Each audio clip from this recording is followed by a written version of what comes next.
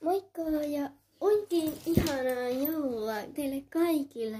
Mä en kestä, että te olette oikeasti kattonut tätä mun joululentelin avausta ja kun mä oon höpötellyt tässä, niin kiitos joka ikisellekin tässä vuodesta ja tästä joulukuusta.